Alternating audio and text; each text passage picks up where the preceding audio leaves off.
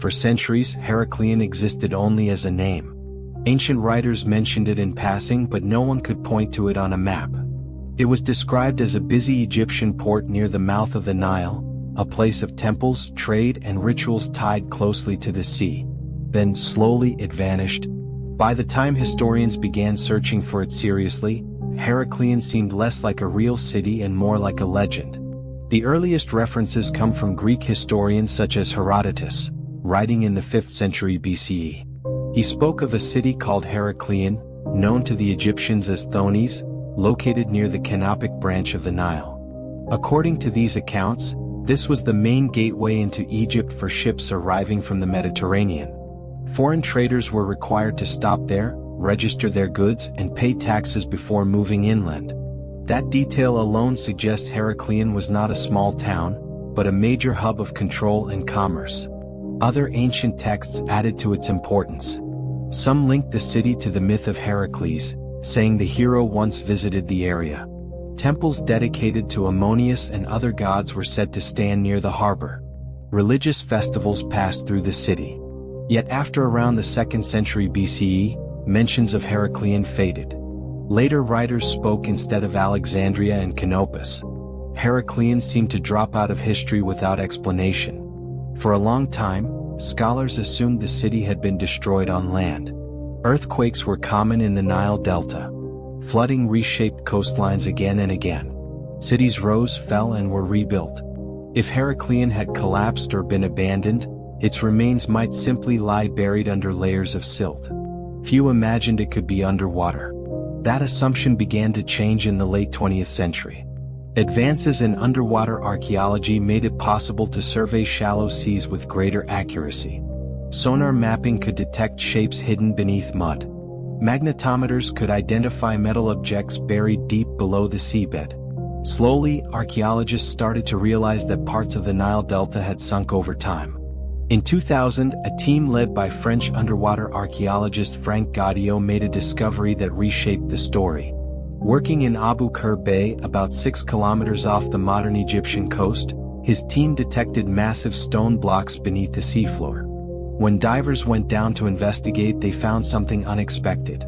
Carved statues, temple walls, fallen columns. This was not a shipwreck. It was a city. The site lay under about 30 feet of water, buried beneath thick layers of clay and sediment. As the team cleared small sections, the scale became clear. Heracleion had not just sunk. It had collapsed and been swallowed by the sea.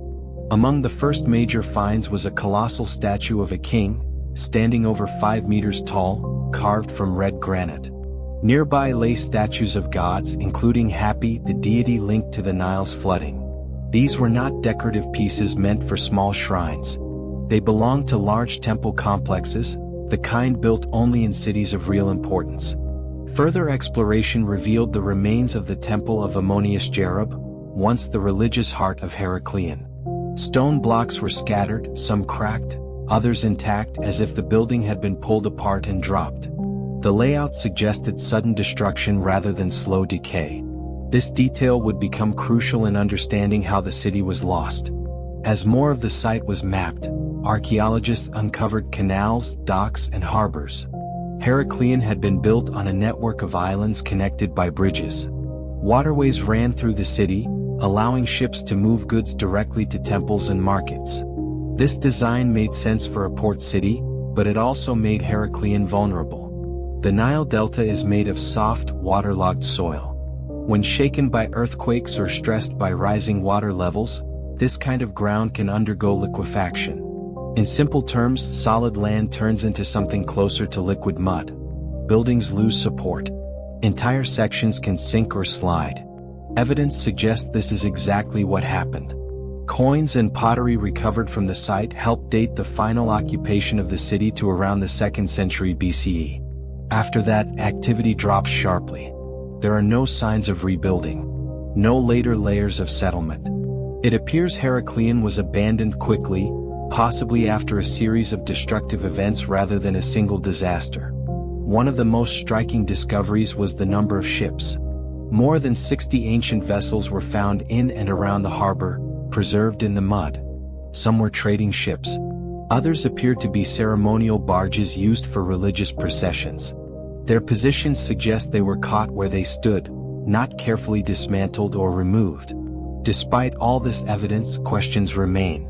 How fast did Heraclean sink? Was it one catastrophic event or several smaller collapses over decades? Why was such an important city not rebuilt, especially when Egypt had the resources to do so?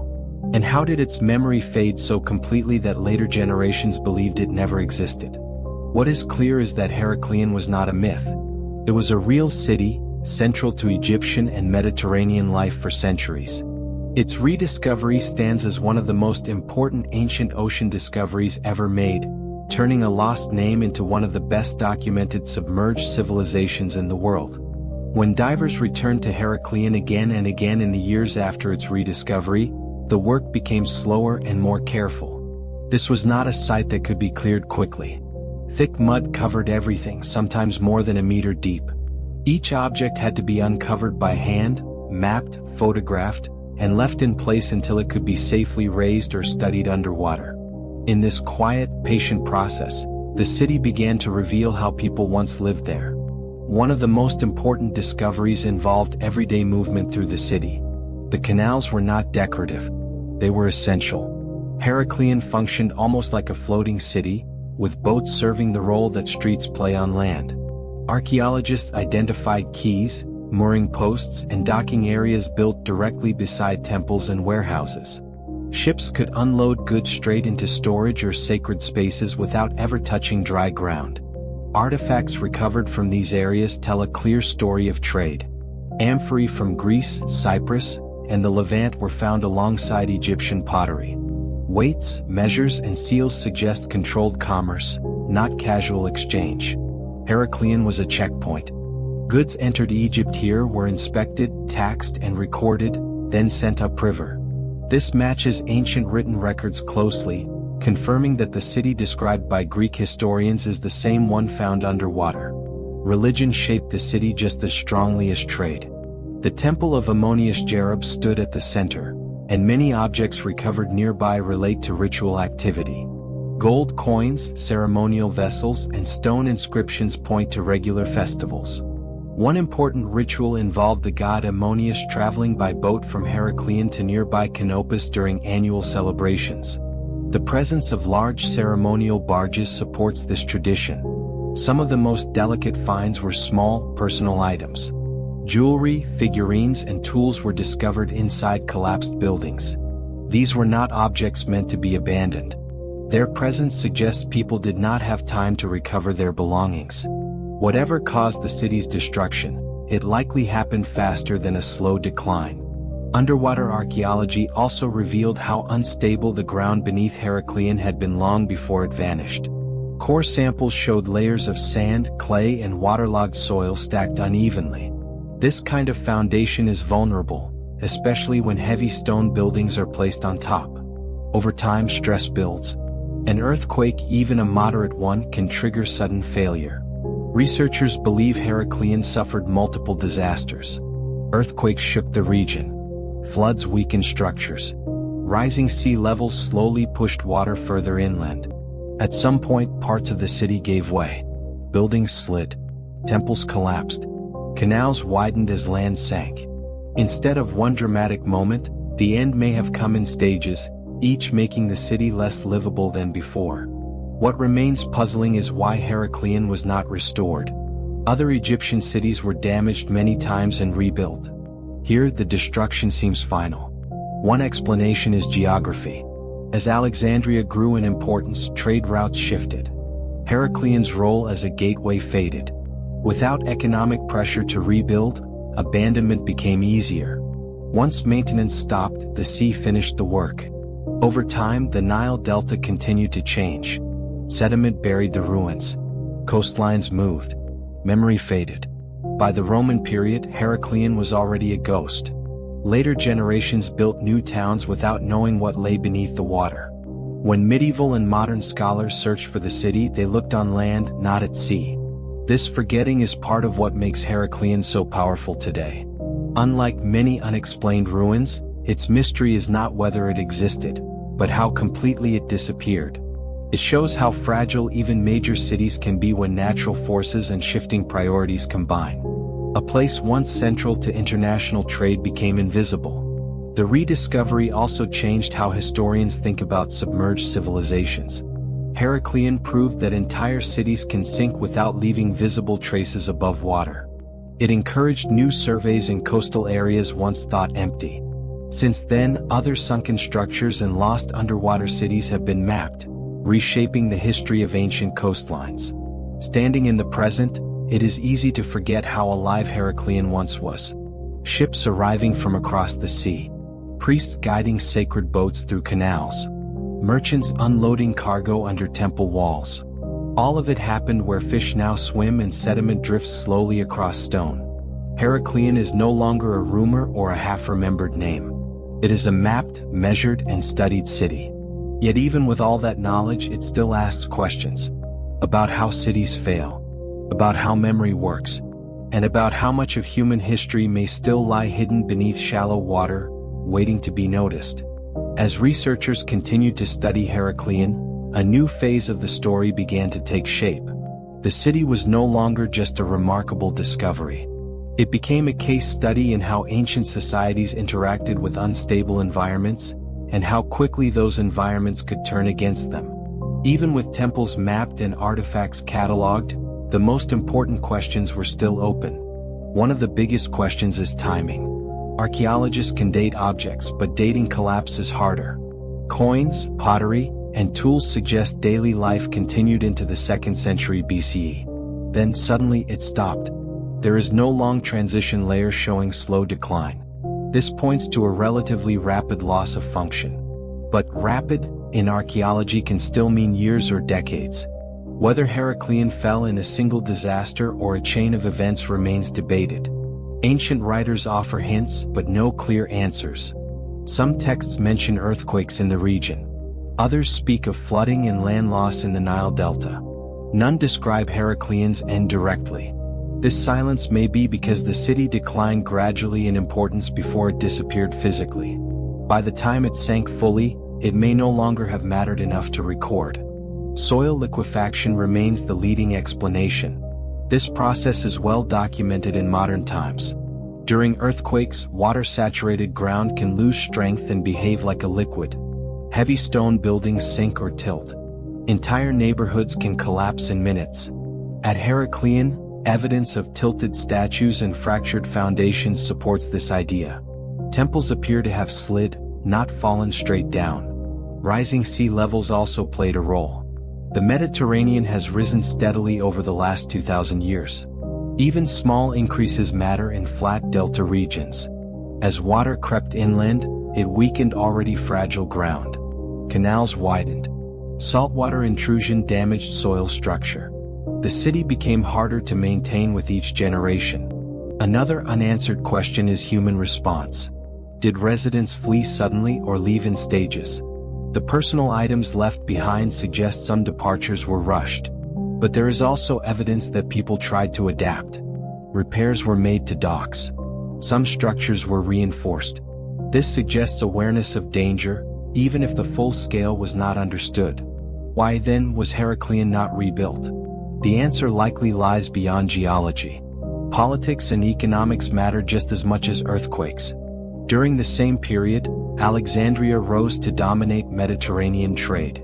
It offered deep harbors, stable ground, and royal support. As ships favored Alexandria, Heraclean lost its purpose. A damaged city with declining traffic was easier to abandon than restore. Once abandoned, the city's fate was sealed. Without maintenance, canals silted up. Buildings weakened. Each flood and tremor pushed structures lower. Eventually, the sea claimed everything. Sediment from the Nile covered the ruins, preserving them even as it erased them from view. This preservation is one reason Heraclean is so valuable today. Mud, while destructive in life, can protect in death. Organic materials that rarely survive on land remained intact underwater. Wooden ship hulls, ropes, and cargo were sealed away. These finds give archaeologists rare insight into ancient shipbuilding and trade practices. The discovery also forced historians to reconsider old assumptions. For a long time, scholars believed major ancient cities could not simply vanish without trace. Heraclean proved otherwise. It showed that shallow coastal waters could hide entire urban centers. This realization changed how researchers search for lost underwater cities and unexplained ruins. Since Heraclean's rediscovery, surveys have expanded across the Mediterranean and beyond. Other sunken structures have been found near ancient ports.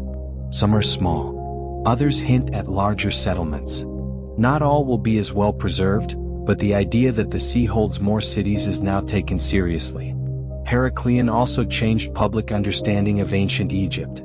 The civilization is often imagined as land-focused, centered on deserts and monuments. But Heraclean reveals a maritime side. Egypt was connected, outward-looking, and deeply tied to sea trade. The city was a bridge between worlds, where cultures met under the watch of gods and customs. Even today, research continues. New scanning methods allow archaeologists to see beneath layers without disturbing them. Each season adds detail rather than shock. The mystery now is quieter, more reflective. It is about understanding systems, not chasing legends. Heraclean does not challenge reality in the way myths do. It does something more subtle. It shows how reality can exceed imagination. A city thought lost to memory was not destroyed by fire or conquest, but by slow environmental failure and shifting human priorities. That truth is less dramatic than legend, but far more human. Standing at the edge of Abu Qir Bay today, there is no sign of what lies below. Ships pass overhead. The water looks ordinary. Yet beneath it rests a complete chapter of history, intact and silent. Heraclean reminds us that the past is not always buried under land. Sometimes, it is waiting just below the surface. By now, Heraclean has earned its place as one of the most important submerged cities ever studied. Unlike many unexplained ruins, this one is fully documented, mapped and researched, yet it still holds a quiet mystery in the questions that remain. What strikes historians and archaeologists most is not just how the city disappeared, but what it tells us about the interaction between humans and fragile coastal environments. The lessons begin with geography. Heraclean existed on a delicate network of islands at the mouth of the Nile. Its canals and harbors were brilliant for trade, but inherently vulnerable to environmental shifts. Sediment, rising water, and earthquakes were forces the city could not control. The collapse demonstrates the limits of human engineering, even in a civilization as advanced as ancient Egypt. Unlike landlocked cities, Heraclean relied on both solid ground and the sea, and when the balance failed, the consequences were complete. The artifacts recovered reveal daily life and culture. Temples and statues show devotion to gods like Ammonius, Hapi, and Isis. Ships, cargo, and tools reveal bustling trade with distant Mediterranean ports. Even personal items, jewelry, utensils, fragments of clothing, suggest ordinary lives interrupted by environmental collapse. In that sense, Heraclean is more than a city, it is a frozen snapshot of civilization in motion, preserved by water and sediment for centuries. Archaeologically, Heraclean also serves as a model for modern submerged city studies. It proves that the sea does not always erase history, but sometimes preserves it more effectively than land. Careful underwater surveys, sonar mapping, and remote imaging allow researchers to explore sites without destroying them. The lessons learned here guide searches for other sunken cities, from Alexandria's lost suburbs to ancient ports scattered across the Mediterranean. The story of Heraclean also shows how legends and reality can intertwine. For centuries, the city existed only in texts and vague references, almost as if forgotten by history itself. Its rediscovery reminds us that even well-documented civilizations can disappear from memory when natural forces intervene. It demonstrates that history is not only written by rulers and conquerors, but also by water, sediment, and time. For the public, Heraclean continues to capture the imagination. It is a prime example of how ancient ocean discoveries can be both scientifically meaningful and emotionally compelling. People are drawn to the idea of a city lost beneath the waves, yet unlike Atlantis, its story can be traced with evidence. It is a mystery solved in part, but not fully exhausted. There are still buildings to map, ships to study, and sediments to analyze. Each dive reveals new fragments of the past. Ultimately, Heraclean matters because it bridges time and space. It connects us to a city that was once alive, thriving, and central to Egyptian life. It reminds us that the Mediterranean was a place of exchange, movement, and connection long before modern maps. And it teaches a broader lesson. Human civilization is fragile, deeply tied to its environment, and vulnerable to forces that persist quietly over centuries. As the waters above Abu Qir Bay ripple in the sunlight, Heraclean rests beneath, largely unchanged since the day it slipped below the waves. Statues lean, temples crumble, and canals are filled with silt, yet the city tells its story to those who look carefully. It invites reflection on history, nature, and the passage of time. In this way, Heraclean remains both a remarkable underwater archaeological site and a timeless reminder of how civilizations rise, flourish, and sometimes vanish beneath the sea.